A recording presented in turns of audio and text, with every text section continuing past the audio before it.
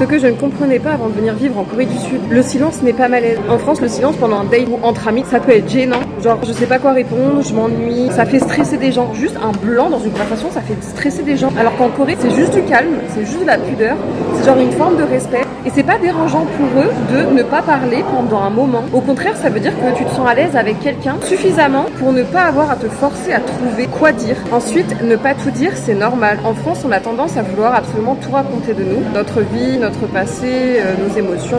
Quand on y arrive, c'est pas toujours évident. Surtout dans les débuts, encore une fois, que ce soit avec des amis, en date. Alors qu'ici, tu prends ton temps. Tu parles pas forcément de ta vie, de tout ce que tu as fait avant. Tu apprends à connaître les gens sur le moment et au fur et à mesure. Et surtout, tu ne parles pas de tes ex si tu dates, en tout cas. Les Coréens détestent un petit peu ça. À la rigueur, tu peux vite fait l'évoquer, mais clairement, ce que tu as fait avec, ils sont pas chauds. Surtout pas en parler, sauf s'il pose la question. Comme dit Lily, il faut surtout pas en parler, sauf s'ils posent la question. En gros, ils veulent éviter tout ce qui est conflictuel. Ils essayent de lire entre les lignes, même si c'est pas évident, surtout quand c'est avec une étrangère, parce que t'as une différence culturelle énorme. Donc parfois, tu peux penser qu'on t'aime pas, alors qu'en fait, c'est juste une façon discrète d'être poli, de ne pas être trop intrusif dans ta vie.